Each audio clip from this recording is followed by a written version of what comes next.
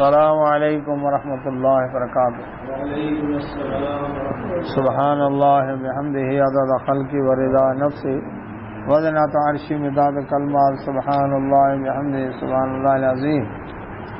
تیسرا پارہ ہے سورہ آل عمران اور اس کی آیت نمبر ہے 31۔ دعا پڑھ لیتے ہیں۔ اعوذ باللہ من الشیطان الرجیم، رب اشرح لی صدری ویسر لی امری واحلل عقدۃ من لسانی یفقهوا قولی رب زدنی علما رب یسر ولا تعسر وتمم بالخیر وبک نستعین۔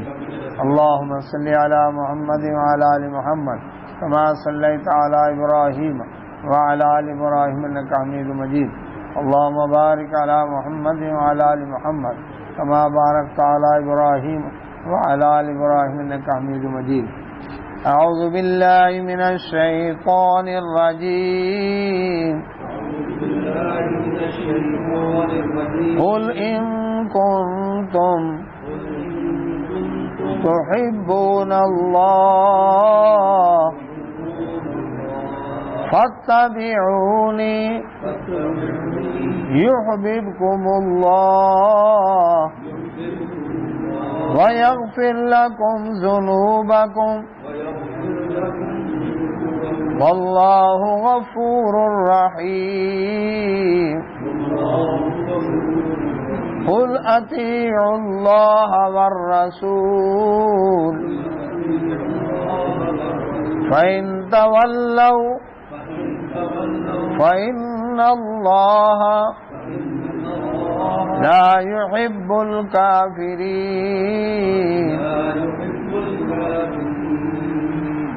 اللہ سبحانہ وتعالی نے اس آیت مبارکہ میں ارشاد فرمایا، قل فرما دے اے نبی صلی اللہ علیہ وسلم، ان کنتم اگر ہو تم تحبون اللہ، اللہ سے محبت کرتے۔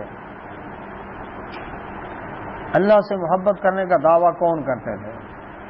یہودی، عیسائی، مشرکین عرب کہتے تھے ہم اللہ کو مانتے ہیں، وہ منکر تو نہیں ہے، آسمان زمین کا پیدا کرنے والا ہے، ہمیں روزی روٹی دینے والا ہے، اللہ تبارک و تعالیٰ پوری کائنات کو بنانے والا، آسمان زمین کا بنانے والا، مانتے ہیں۔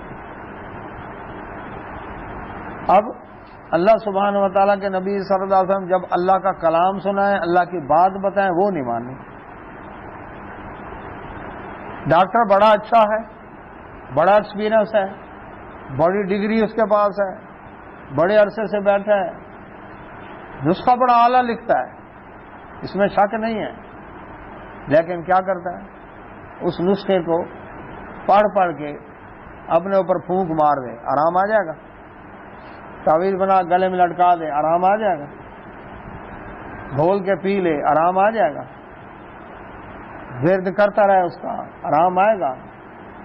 اس کی بتائی ہدایت کے مطابق دوائی کھائے گا۔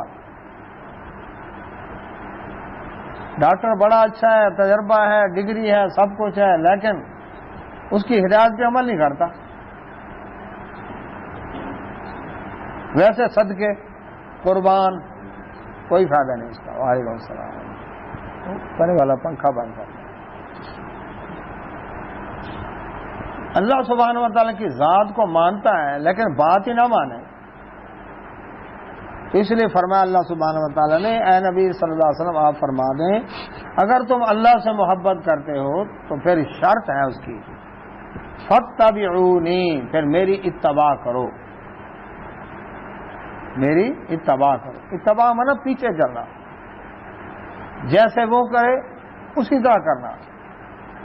پھر کیا ہوگا؟ یحببکم اللہ، اللہ تم سے محبت کرنے لگ جائے گا۔ رسول اللہ صلی اللہ علیہ وسلم کی اتباع کا کیا فائدہ ہے؟ اللہ تم سے تم چلے تھے اللہ سے محبت کرنے، جب رسول اللہ صلی اللہ علیہ وسلم کی اتباع کرو گے اللہ تم سے محبت کرے گا۔ ایک فائدہ یہ کہ اللہ تم سے محبت کرنے لگ جائے۔ دوسرا، وَيَغْفِرْ لَكُمْ، بخش دے گا تمہارے ذنوبکم، گناہ، تمہارے گناہ بھی معاف ہو جائیں۔ اتباع رسول صلی اللہ علیہ وسلم کی برکت سے گناہ بھی معاف اللہ بھی محبت کرنے لگ جائے، اور کیا چاہیے جی؟ کیسے معاف ہوں گے؟ فرمایا واللہ، اللہ تعالیٰ غفور، بخشنے والا، رحیم، رحم کرنے والا ہے، وعدہ اس کا کہتا میں معاف کر دوں گا۔ رسول اللہ صلی اللہ علیہ وسلم کی اتباع، اور کتنی جگہوں پر آئے اطاعت کا ذکر، اطیعوا اللہ و اطیعوا الرسول۔ اطاعت اور اتباع میں کیا فرق ہے؟ اتباع کا مطلب ہے پیچھے چلنا، جیسے وہ کرے اسی طرح کرتے چلے جائیں۔ اب ہو سکتا ہے کوئی ظاہری طور پر اتباع کر رہا ہوں، دل سے نہ کرو۔ اطاعت ہوتی ہے دل کی گہرائیوں سے خلوص کے ساتھ، کہ نہیں، تو اتباع اطاعت یہ دونوں کا حکم دیا گیا ہے۔ تو اللہ سبحانہ و تعالیٰ کی اتباع کا کہیں نہیں ذکر، کیوں؟ رب نظر ہی نہیں آتا، جب نظر نہیں آتے اتباع کیسے کریں گے؟ نظر آتے ہیں رسول اللہ صلی اللہ علیہ وسلم، ان کی کرنی اتباع۔ ان کی اتباع کیسے کی؟ صحابہ کرام اجمعین نے احادیث کے اندر، محدثین نے وہ احادیث لکھی کہ اس موقع پر ایسے، اس موقع پر ایسے، اس موقع پر ایسے، وہ ہے امت کے لیے نمونہ۔ تو اللہ سبحانہ و تعالیٰ فرماتے ہیں اے نبی صلی اللہ علیہ وسلم ان سے فرما دیں اگر تم اللہ سے محبت کرتے ہو تو پھر میری اتباع کرو، اللہ تم سے محبت کرے گا، تمہارے گناہ بھی بخش دے گا، کیونکہ اللہ بخشنے والا، رحم کرنے والا۔ صحابہ کرام رضوان اجمعین کے اتباع کے کتنے نمونے بے شمار موجود ہیں احادیث کے اندر۔ سیدنا عمر رضی اللہ تعالیٰ عنہ ابو بکر صدیق رضی اللہ عنہ کا جھگڑا ہو گیا، انسان تھے نا۔ عمر رضی اللہ عنہ ناراض ہوئے، ابو بکر رضی اللہ عنہ ان کے گھر گئے منانے کے لیے، انہوں نے جواب ہی نہیں دیا، دروازہ نہیں کھولا، بڑی منت کی نہیں آئی۔ ابو بکر رضی اللہ عنہ نبی صلی اللہ علیہ وسلم خدمت میں آ گئے، اللہ کے نبی صلی اللہ علیہ وسلم ایسا معاملہ، جیسے آ رہے تھے نا عمر رضی اللہ عنہ کو بھی احساس ہوا، وہ بھی آ گئے خود ہی۔ ابو بکر رضی اللہ عنہ نے مسئلہ بیان کیا، اللہ کے نبی صلی اللہ علیہ وسلم ایسے ایسے معاملہ، عمر ناراض ہوئے، میں منانے گیا، یہ راضی نہیں ہوئے، اور اب آئے ہیں نادم ہوئے ہیں۔ رسول اللہ صلی اللہ علیہ وسلم پتہ کیا فرمایا؟ عمر پتہ ہے اللہ سبحانہ و تعالی نے جب فرمایا کہ اے نبی صلی اللہ علیہ وسلم فرما دیں یا ایھا الناس انی رسول اللہ علیکم جمیعا، اے لوگوں میں تم سب کی طرف اللہ کا رسول بنا کر بھیجا گیا ہوں۔ عمر باقی لوگ نہیں مان رہے تھے، اس ابو بکر نے سب سے پہلے میری تصدیق کی ہے، تم اس کو ناراض کر رہے ہو؟ اللہ تو عمر رضی اللہ عنہ اللہ اکبر پھر راضی نامہ ہو گیا۔ مقصد کیا ہے؟ سب سے پہلے تصدیق کی ابو بکر صدیق رضی اللہ عنہ، اور لوگوں کو حسد بھی اسی بنیاد پر ہوا، کیونکہ عورتوں میں سیدہ خدیجہ الکبریٰ رضی اللہ عنہ سب سے پہلے ایمان لانے والی، لڑکیوں میں سیدہ زینب رضی اللہ عنہ نبی صلی اللہ علیہ وسلم کی بڑی بیٹی، وہ ایمان لانے والی، لڑکوں میں سیدنا علی رضی اللہ عنہ ایمان لانے والے، غلاموں میں زید رضی اللہ عنہ ایمان لانے والے۔ اب چونکہ یہ گھر کے تھے افراد، لوگوں کو مسئلہ نہیں تھا۔ ابو بکر صدیق رضی اللہ عنہ تھے باہر کے دوست تھے نبی صلی اللہ علیہ وسلم کے، تو ابو بکر رضی اللہ عنہ جب ایمان لائے لوگ تڑپ اٹھے، یہ تو اب دعوت باہر پھیل رہی ہے، گھر کے اندر جو کوئی مرضی کرے، لیکن یہ جو باہر پھیل رہے نا اس کے اوپر ان کو دکھ ہوا۔ تو اللہ سبحانہ و تعالیٰ کے نبی صلی اللہ علیہ وسلم کی اتباع، رسول اللہ صلی اللہ علیہ وسلم میری ساری امت جنت میں جائے گی، کل امت یدخلون جنہ الا من ابا، مگر جس نے جنت میں جانے سے انکار کر دیا۔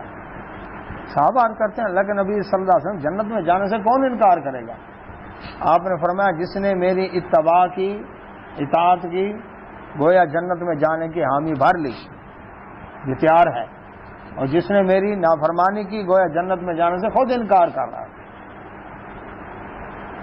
عبداللہ بن مسعود رضی اللہ عنہ دروازے میں داخل ہو رہے تھے مسجد میں، نبی صلی اللہ علیہ وسلم مسجد نبوی کے اندر ایک آدمی کھڑا تھا، آپ نے فرمایا بیٹھ جا۔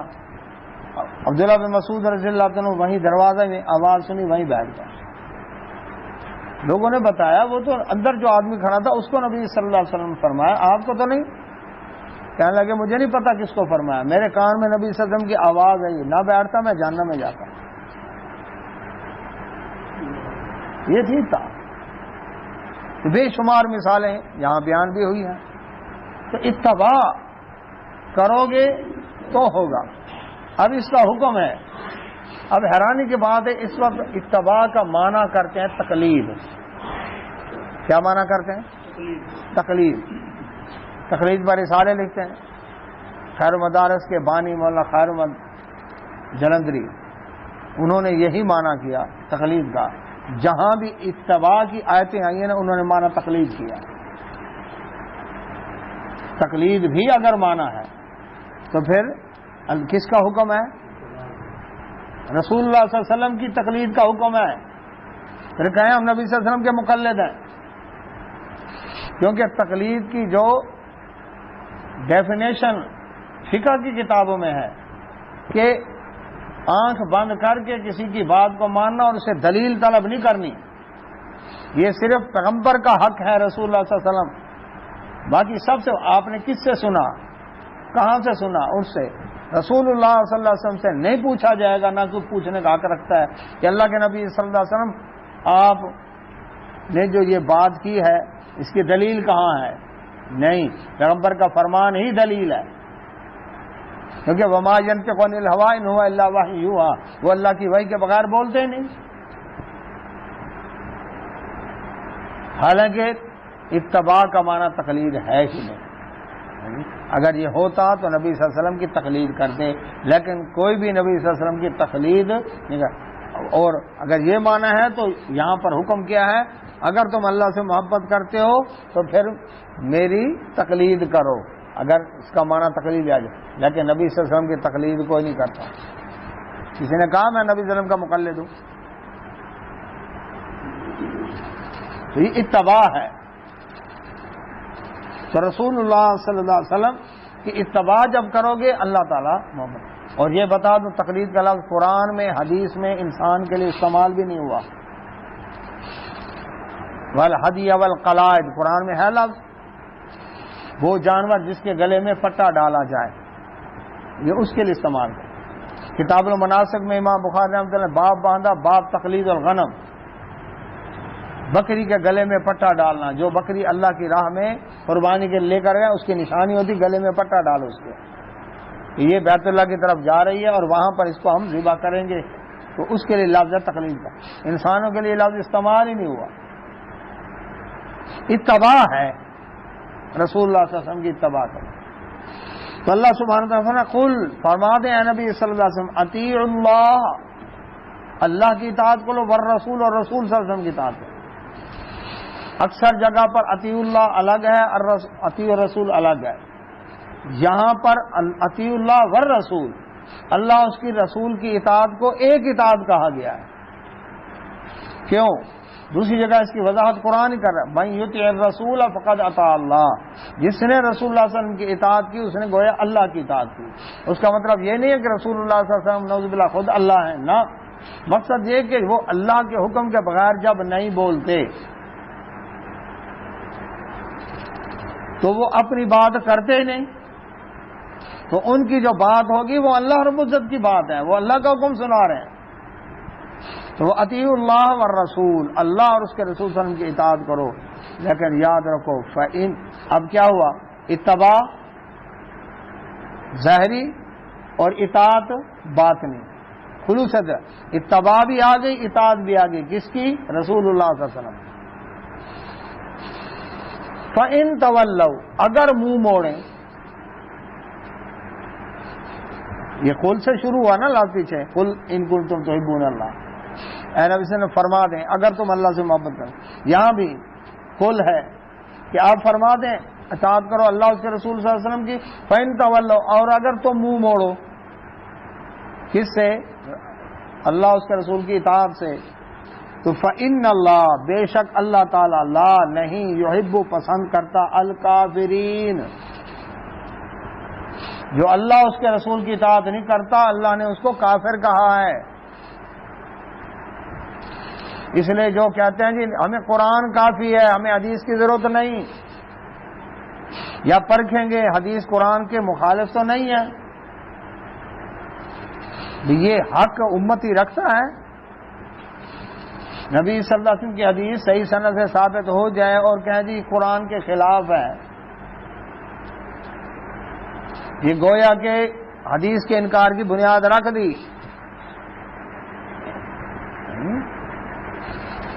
اللہ سبحانہ وتعالی نے کیا فرمایا کہ ان اللہ لا يحب الکافرین، جو اللہ اس کے رسول کی اطاعت نہیں کرتا۔ میں تو اپنے مفتی کی مانوں گا، میں تو مرشد کا، ٹھیک ہے اللہ کا قرآن کہتا ہے، نبی صلی اللہ علیہ وسلم کی حدیث ہے، لیکن میرا یہ مسئلہ کہ نہیں ہے۔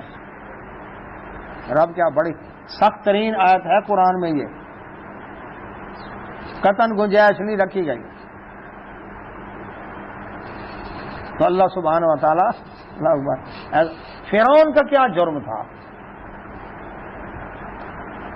تورات تو اتری بعد میں، فرعون کے غرق ہونے کے بعد، اللہ کی کتاب تو آئی نہیں تھی۔ فرعون کس جرم میں غرق کیا گیا؟ موسیٰ علیہ السلام کی بات نہیں مانی نا۔ موسیٰ علیہ السلام کی کتنی تقریریں موجود ہیں، تو موسیٰ علیہ السلام کیا تھے؟ اللہ کے رسول تھے۔ تو جو رسول کی بات کو حدیث کہا جاتا ہے، تو فرعون کا جرم یہی تھا کہ اس نے موسیٰ علیہ السلام اللہ کے رسول کی حدیث نہیں مانی، جس کے جرم میں اس کو، اس کے لشکر کو غرق کیا گیا۔ وہ منکر حدیث تھا، 9 نشانیاں دکھائیں، قرآن میں ذکر ہے، لیکن اس نے ماننے سے انکار کر دیا اس جرم میں۔ کتاب تو اتری بعد میں۔ اب جو کہتے ہیں جی قرآن کافی ہے، حدیث کی ضرورت نہیں، یا حدیث قرآن سے ٹکرائے گی، جی تو ہم حدیث کو چھوڑ دیں گے، قرآن کو مانیں گے۔ حدیث کہتی ہے 7 ہڈیوں پر سجدہ، جب سجدہ کرو، ناک، پیشانی 1، 2 ہاتھ، 2 گھٹنے، 2 پیروں کی انگلیاں، یہ زمین کے ساتھ لگی ہیں، یہی ہے نا سجدہ۔ قرآن کہتا ہے سجدہ ہے یخرون للاذقان سجدہ، ٹھوڑی کے بال، ہے آیت قرآن میں، ٹھوڑی کے بال کرو۔ قرآن کہتا ہے ٹھوڑی کے بال کرو، حدیث کہتی ہے 7 ہڈیوں پر سجدہ کرو۔ اب سجدہ، یہ بات کہنے والے جی حدیث قرآن سے ٹکرا کے ہم حدیث کو چھوڑ دیں گے، اب کریں نا تھوڑی کے بعد سجدہ، لیکن نہیں کرتے۔ وعلیکم السلام۔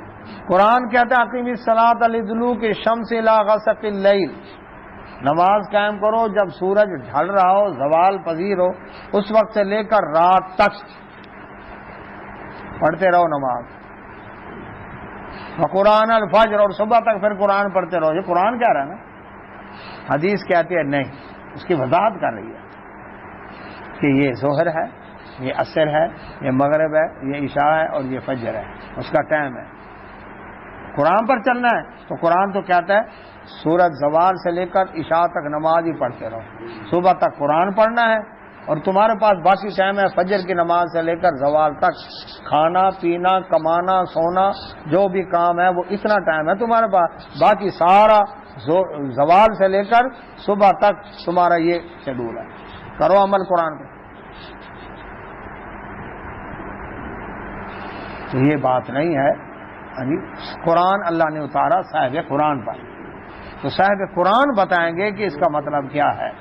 اللہ کے نبی صلی اللہ علیہ وسلم نے قرآن پر عمل کر کے بتایا۔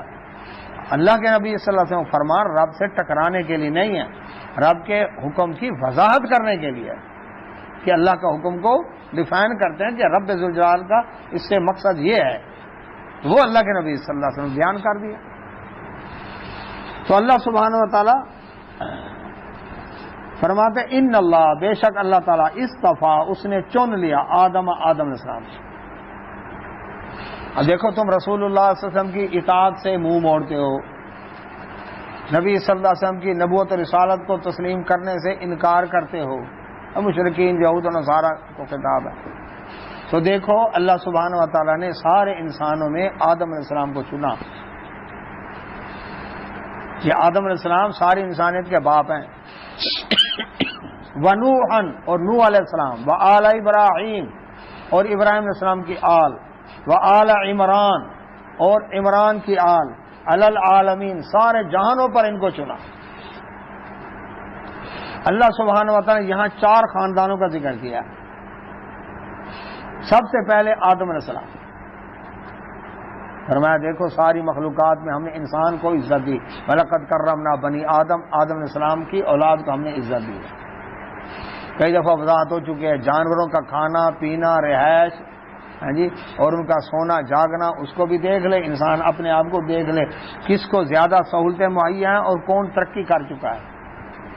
جانور ہزاروں سال سے اسی طرح گھونسلوں میں، بلوں میں، ہاں جی، اور کچھاروں میں، غاروں میں اسی طرح رہ رہے ہیں، ان کا کھاجا اسی طرح ہے، لیکن انسان ترقی کر کے کہاں سے کہاں پہنچ گیا۔ اللہ نے عزت دی ہے انسان کو۔ دوسرا پھر نوحن، آدم علیہ السلام کی اولاد میں اور بھی تھے، لیکن اللہ تعالیٰ نے نوح علیہ السلام کو چنا، نبوت اور رسالت ان کو عطا کی، ان کے اوپر ایمان لانے والے انہی کو ہی بچایا، باقیوں کو غرق کر دیا۔ پھر وہ بھی آدم علیہ السلام کی اولاد تھی نا، سارے غرق ہوئے، صرف چند آدمی جو کشتی میں تھے وہی بچے۔ یہ دوسرا خاندان نوح علیہ السلام کا۔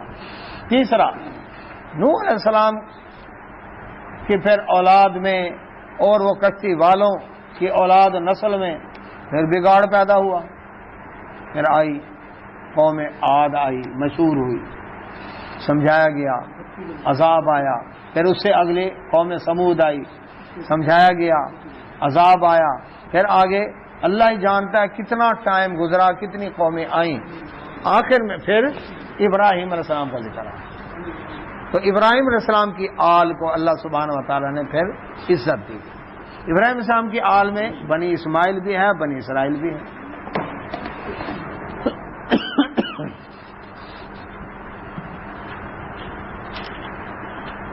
یعقوب علیہ السلام کی اولاد 12 بیٹے بنی اسرائیل کہلائے، کیونکہ ان کا لقب اسرائیل تھا، اور اسماعیل علیہ السلام کی اولاد، ان کے 12 بیٹے، عرب ان کے اولاد میں سے ہیں، ان کی نسل میں سے ہیں، یہ قبیلے بن گئے۔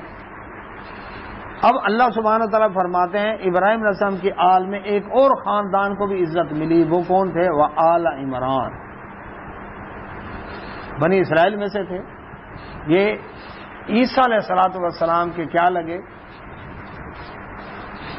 نانا جان۔ 2 عمران گزرے ہیں، ایک عمران تھے موسیٰ علیہ السلام کے والد، اور ایک عمران تھے مریم سلام اللہ کے والد۔ یہ 2 عمران ہوئے۔ اچھا، چونکہ بنی اسرائیل انبیاء علیہ السلام کے ناموں پر اپنے بچوں کے نام بھی رکھتے تھے، یہ نام چلتے تھے ان میں۔ فرمایا ان کی آل کو ہم نے جہانوں میں فضیلت دی، ذریتاً، یہ اولاد تھے، بعضھا من بعض، ایک دوسرے کی۔ آدم علیہ السلام کی اولاد میں نوح علیہ السلام، نوح علیہ السلام کی اولاد میں ابراہیم علیہ السلام، ابراہیم علیہ السلام کی اولاد میں آل عمران، یہ سارے ایک۔ تو بتا دیا، مقصد یہ تھا کہ جب ان کو اللہ نے فضیلت دی اور نبوت و رسالت ان کے اندر رکھی، تو اگر محمد رسول اللہ صلی اللہ علیہ وسلم یہ تو آل ابراہیم میں سے ہیں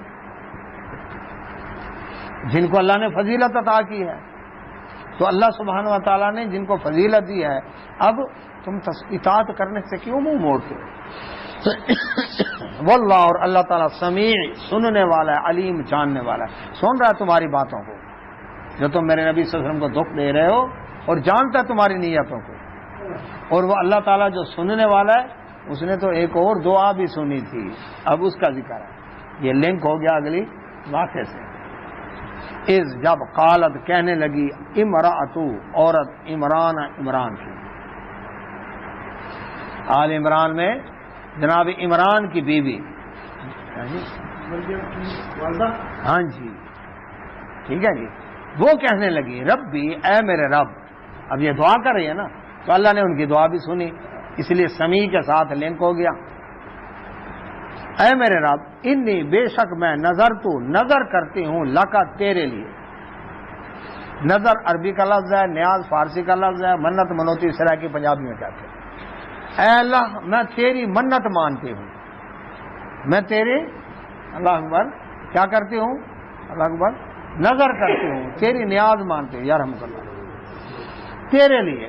اس سے معلوم ہوا کہ نظر، نیاز، منت منوتی یہ کس کے لیے ہے؟ اللہ کے لیے، اور یہ عبادت ہے۔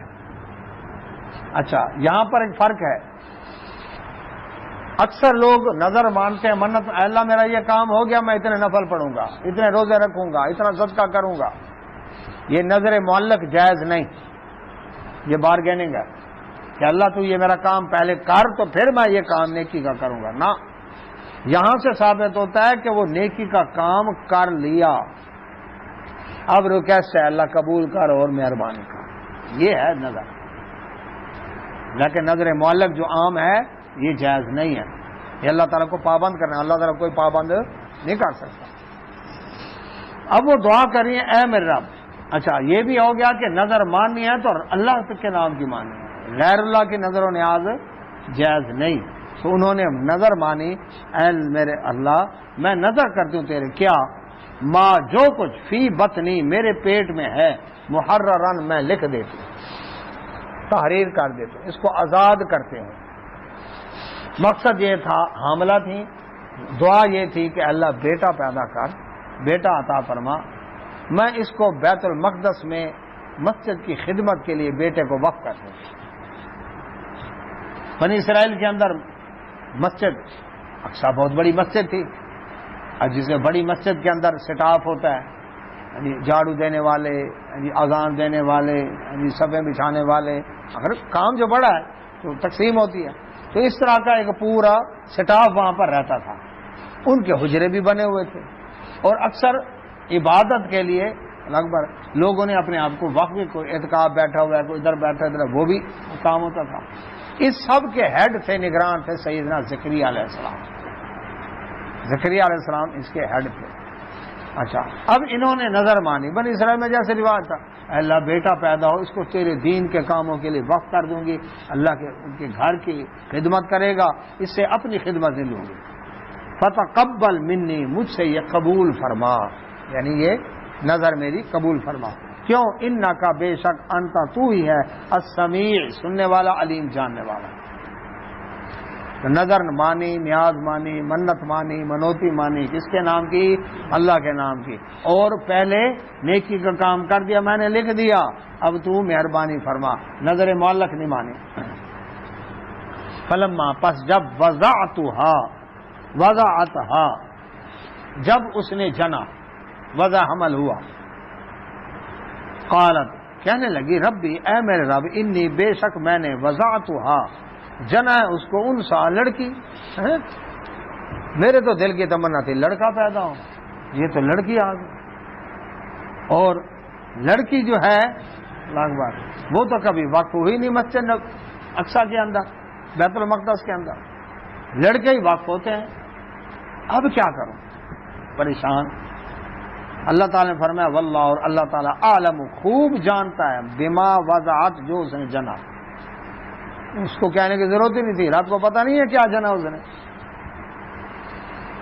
اب وہ کہنے لگی، ولیس ذکر، اور نہیں ہے لڑکا کل انسا، لڑکی کی طرح۔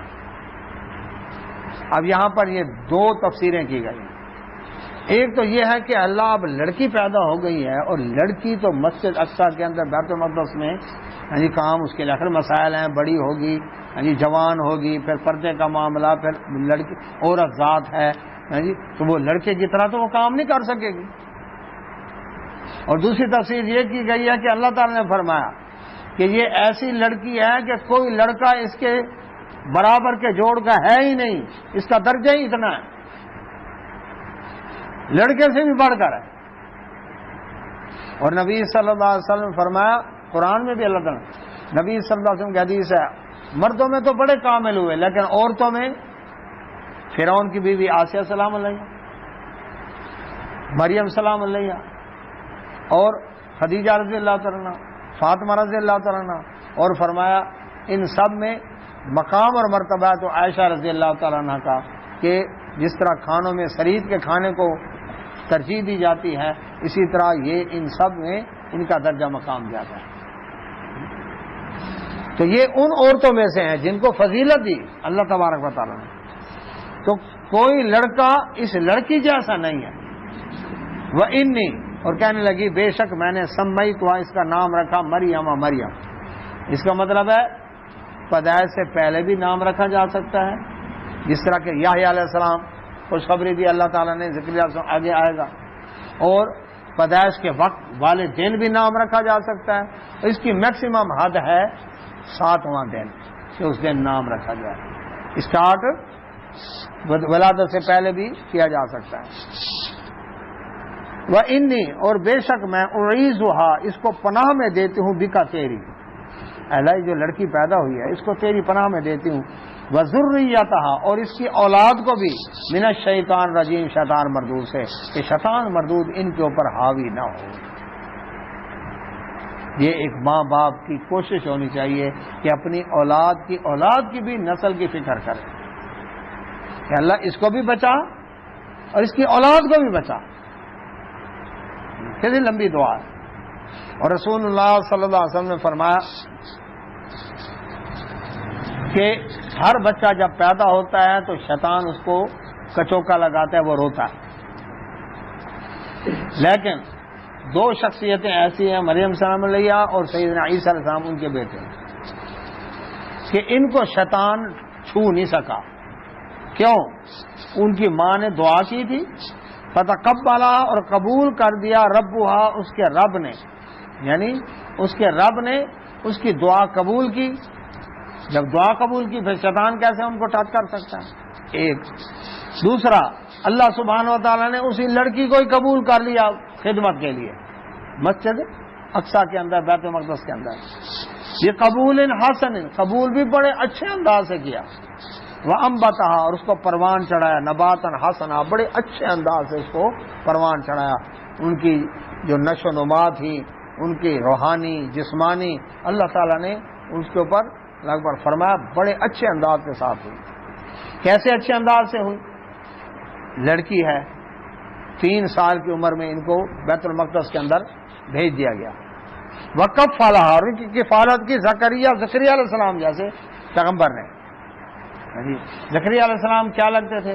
عام تفاسیر میں ہے کہ یہ ان کے خالو تھے، حالانکہ یہ حدیث معراج کے اندر رسول اللہ صلی اللہ علیہ وسلم فرمایا کہ یحییٰ علیہ السلام اور عیسیٰ علیہ السلام آپس میں خالہ زاد ہیں، مساط کزن۔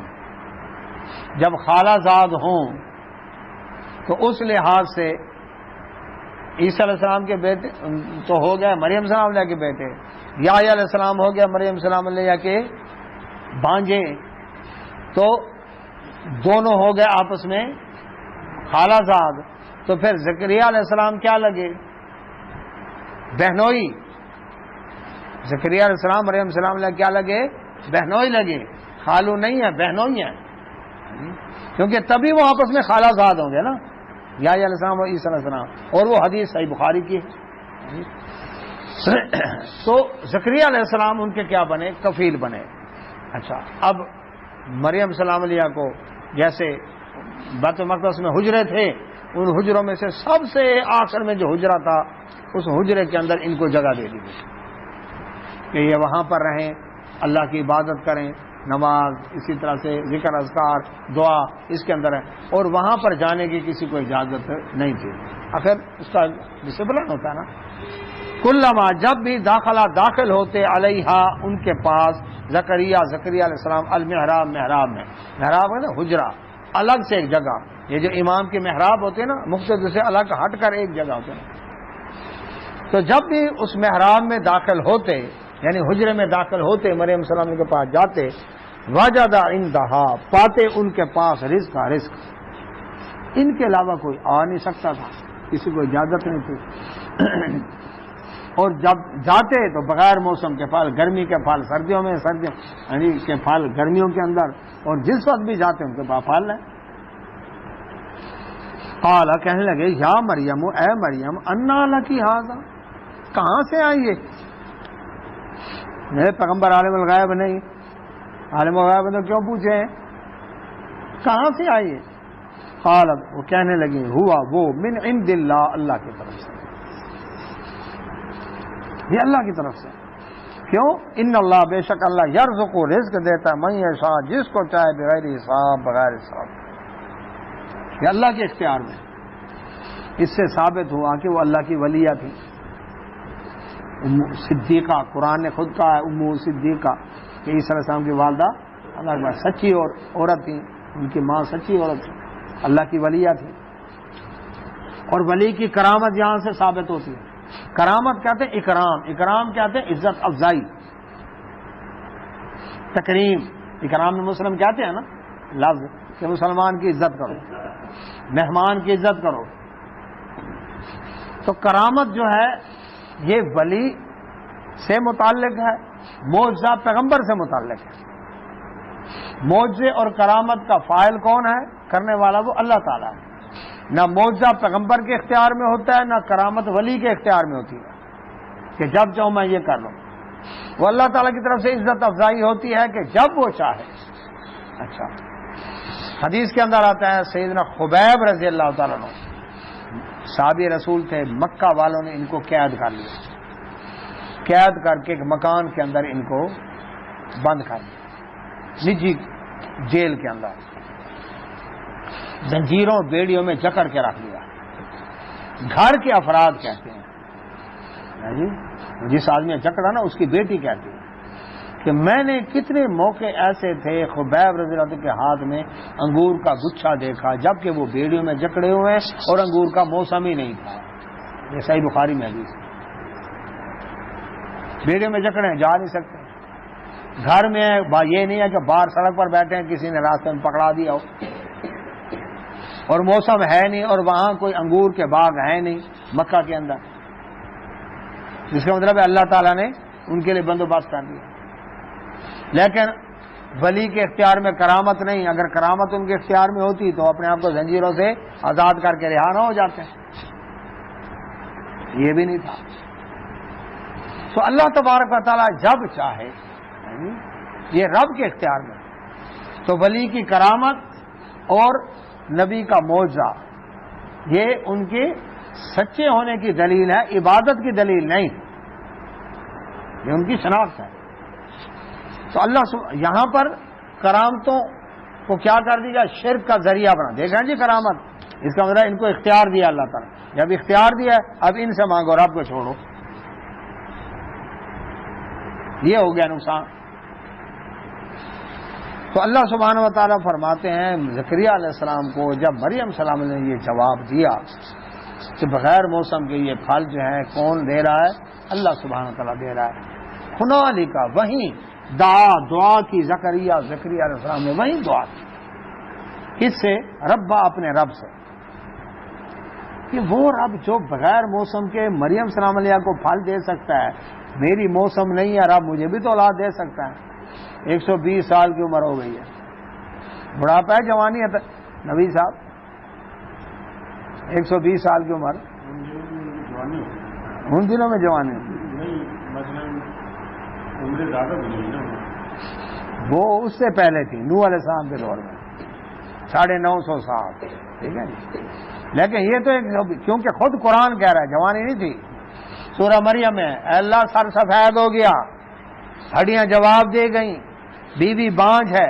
اب یہ جوانی ہے؟ یہ قرآن کہہ رہا ہے. اچھا، لیکن تجھ سے ابھی بھی نا امید نہیں. توکل کی انتہا دیکھیں. یہاں پر انہوں نے موقع سے فائدہ اٹھاتے ہوئے فوراً دعا کی رب سے. پیغمبر مشکل وقت میں دعا کرے گا تو کس سے؟ اللہ سے. قال، کہنے لگے ربی، اے میرے رب، ہب لی. ہبا کسے کہتے ہیں؟ تحفے کو، گفٹ، سرپرائز. جوانی میں تو اولاد ہو ہی جاتی ہے، لیکن بڑھاپے میں جو ملے گی تو سرپرائز ہی ہوگا نا، گفٹ ہی ہوگا. اے اللہ مجھے ہبا کر دے، من لدن کا، اپنی جناب سے، خاص اپنی طرف سے، ذریتن، ایسی اولاد طیبہ جو پاکیزہ. دوسری جگہ رب لا تذرنی فردا وانت خیر الوارثین، اللہ مجھے اکیلا نہ چھوڑ، میرا کوئی وارث ہو، میرے بعد دین کا کام چلانے والا کوئی ہو. میں دنیا سے چلا جاؤں، دین کا کام کون کرے گا؟ تو اب یہاں پر دعا کی ربی حبلی من لدن کا ذریتن طیبہ. مانگا تو رب سے مانگا، دعا کی تو رب سے مانگی، اور اولاد بھی پاکیزہ مانگی. ایسی اولاد جو دن رات کلیجہ جلانے والی ہو، نافرمان ہو. اللہ ایسی اولاد نہیں چاہیے. مانگا رب سے اور مانگا صالح طیب پاکیزہ اولاد. انکا بے شک تو ہی سمیع الدعا، دعا کو سننے والا ہے. پیغمبر کا بھی ایمان ہے کہ دعائیں کون سنتا ہے. یہ نہیں فرمایا کہ میں خود ہاں جی کتنے اولاد چاہیے، 14 نمبر چونگی بابا بگا، ہاں جی کتنے بچے چاہیے، اپنا ناپاک بال توڑ کر دے، جتنے بچے چاہیے اتنے ناپاک بال توڑ کر دے دی جاتے رہے. یہ اولاد کسی کے اختیار میں نہیں ہے. رب دے تو دشمنوں کو درجنوں بیٹے دے دے، نہ دے تو اپنے پیغمبر کو 120 سال کی عمر کی اولاد ہی نہیں ہے. پیغمبر رو کے مانگ رہے ہیں رب سے. ابراہیم السلام اللہ کے خلیل 86 سال کی عمر میں بیٹا دیا رب نے، نام رکھا اسماعیل، مانا یا اسماعیل. اللہ نے سنی کیا دعا. تو زکریا علیہ السلام نے یہ کہا کہ انکا سمیع الدعا، تو ہی دعا کو سنا. اب ادھر دعا کی فنادت ہو، ان کو آواز دی الملائکہ کو، فرشتوں نے، وہوا اور وہ قائم کھڑے تھے، یصلی نماز پڑھ رہے تھے، فی المحراب اپنے حجرے میں. دعا کر کے آئے، اب رب سے دعا کر رہے ہیں، ہاں جی حجرے میں کھڑے ہیں، نماز پڑھ رہے ہیں. دوران نماز ہی فرشتہ خوشخبری لے کر آ گیا. کیا؟ ان اللہ، یہ کہ اللہ تعالیٰ یبشرک، آپ کو خوشخبری دیتا ہے، بیحییٰ، اندر سے وہ لائٹیں بلب بن گئی، یحییٰ علیہ السلام کو خوشخبری دیتا ہے. یہ دلیل ہے کہ پیدائش سے پہلے بھی نام رکھا جا سکتا ہے. یحییٰ علیہ السلام خوشخبری دیتا ہے مصدقاً. یحییٰ کا معنی یہ ہے جیتے رہو. یحییٰ کا معنی بھی یہی ہے، کیا؟ جیتے رہو. یعنی جتنی دفعہ اس کا نام رہیں گے اس کے لیے دعا ہو رہی ہے، جیتے رہو جیتے رہو. بے شک اللہ آپ کو خوشخبری دیتا ہے یحییٰ علیہ السلام کی مصدقاً، جو تصدیق کرنے والے بکلمات، ایک کلمہ کی، من اللہ، اللہ کی طرف سے. کون سے کلمہ؟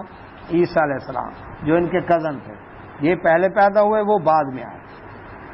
تو ان کی یہ تصدیق کریں گے، یعنی دونوں کزن مل کر اللہ کے دین کا کام کریں گے، اور یہ ان کے تصدیق کریں گے کہ واقعی اللہ کے سچے پیغمبر ہیں.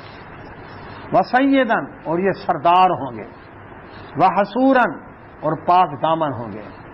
یعنی یہ خاص صفت بتائیں، یعنی اللہ نے بیٹا بھی دیا، نام بھی عرش یحییٰ علیہ السلام رکھ کر بھیجا، اور اللہ تعالیٰ نے ان کو مصدق بھی بنایا عیسیٰ علیہ السلام کا، پھر سردار بھی بنایا. سید کا لفظ معنی ہے سردار. ہمارے یہاں پر سید کا لفظ استعمال ہوتا ہے نبی صلی اللہ علیہ وسلم کی آل کے لیے. یہ بر صغیر پاک و ہند میں ہے صرف.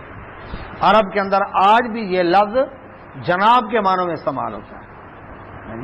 جس طرح کا محترم جناب، ہاں جی، تو ہر آدمی کے لیے وہ سید کا لفظ استعمال، سیدی، جو یہ لفظ استعمال ہوتا ہے. اللہ کے نبی صلی اللہ علیہ وسلم نے بلال رضی اللہ عنہ کو فرمایا لگبھگ سیدی بلال.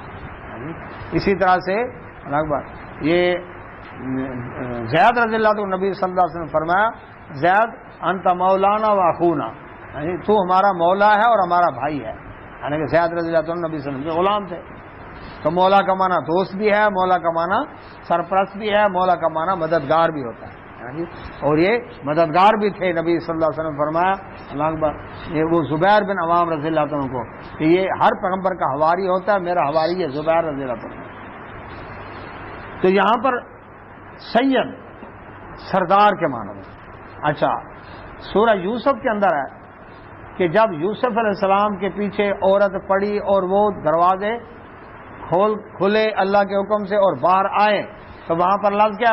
سیدہا لدی الباب، اس کا خاوند دروازے پر کھڑا تھا، اس کے خاوند کے لیے سید کا لفظ ہے.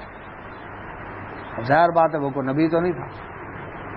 عزیز مصر، اس کے لیے قرآن میں لفظ یہ دو جگہ استعمال ہوا ہے، ایک سیدہا لدی الباب اور ایک یہ سیدم و حسورا. یہ سید کا لفظ 2 دفعہ ہے قرآن میں بس. سردار کے لیے بھی ہے، خاوند کے لیے بھی ہے. پاک دامن ہوں گے، وہ نبیین، اور نبی ہوں گے، من الصالحین، صالح لوگوں میں سے ہوں گے. کتنے اعزاز ملے، صبر کا کتنا بدلہ ملا، کتنا اجر ملا. حوصلہ بھی تو بڑا تھا. قال، اب حیران ہوئے زکریا علیہ السلام، کہنے لگے ربی، اے میرے رب، انا، کیسے، یکون، ہوگا لی، میرے غلام بیٹا، کیسے میرے بیٹا ہو سکتا ہے. وقت جب کہ تحقیق بالغانی مجھے پہنچ چکا الکبر بڑھاپا، جوانی نہیں دین وہی صاحب، بڑھاپا آ گیا، وامرأتی اور میری بیوی عاقر وہ تو بانجھ ہے، جننے سے عاجز آ چکی ہے. یعنی مقصد یہ تھا کیا میں جوان کر دیا جاؤں گا، میری بیوی صحت مند ہو جائے گی. یعنی وہ یہ تو ایمان ہے کہ رب نے دینا ہے اور رب دے گا چونکہ رب کا فرمان آ گیا، لیکن کیسے، وہ طریقہ کیا ہوگا؟ قالا کہنے لگا، کون؟ فرشتہ جس نے خوشخبری دی. کذالک اللہ، اسی طرح اللہ تعالی، یعنی آپ کے بوڑھے ہونے کے باوجود، آپ کی بیوی کے بانجھ ہونے کے باوجود، یفعلو وہ کرتا ہے، ما یشاء جو وہ چاہے، اس کے لیے کچھ دے، بوڑھے کو دے دے، بانجھ کو دے دے، اس اللہ کے لیے کوئی مسئلہ نہیں. قالا کہنے لگے، ربی اے میرے رب، اجعل لی بنا میرے لیے، مقرر کر آیتن کو نشانی، کوئی نشانی تو ہو. کیا 9 مہینے لگیں گے اس کو ماں کے پیٹ میں، یا فوری پیدا ہو جائے گا، ادھر کا ادھر آ جائے گا، وہ کوئی نشانی اس کی؟ قالا فرشتے نے جواب دیا، آیتو کا آپ کے لیے نشانی ہے، اللہ یہ کہ نہیں تکلم آپ کلام کر سکیں گے، الناس لوگوں سے، ثلاثۃ 3 ایام دن تک، 3 دن تک آپ لوگوں سے بات نہیں کر سکیں گے، زبان آپ کی رک جائے گی. اللہ مگر رمزہ اشارے کے ساتھ، آنکھ کے اشارے سے یا ہاتھ کے اشارے سے، لیکن زبان آپ کی نہیں حرکت کرے گی. یہ نشانی ہے، یہ 3 دن ہوگا. یہ نشانی ہے کس چیز کی؟ کہ اب بیٹا آنے والا. اس کا مطلب صرف 3 دن کے اندر نہیں دیا تو 120 سال نہیں دیا، دیا تو 3 دن میں دے دیا. صرف 3 دن. عبد المجید صاحب یہ نشانی ہے. اب ان 3 دنوں میں آپ نے کیا کرنا ہے؟ وذکر ذکر کریں رب کا، اپنے رب کا، کثیرن کثرت کے ساتھ. اس کا مطلب ہے آپ اللہ کا ذکر کر سکیں گے، زبان ذکر کر سکے گی، لیکن لوگوں سے بات نہیں کر سکیں گے. وسبح اور تسبیح کریں، بالعشی شام کو، والابکار اور صبح کو. آپ نے پھر اپنے رب کی تسبیح اور حمد و ثنا بیان کرنی ہے صبح شام، بس آپ کا یہ کام. اور اللہ تعالیٰ 3 دن کے بعد، اور رب نے دیا بیٹا تیرا ہوگا، نبی میرا ہوگا، پیدا فرش پر ہوگا، اور نام عرش سے یا السلام رکھ کے بھیجا اللہ. 3 دن اللہ رمضان. اللہ سے دعا اللہ سمجھ عمل توفیق عطا فرمائے. واخر دعوانا سبحانک اللہم و بحمدک اشہد ان لا الہ الا انت استغفرک.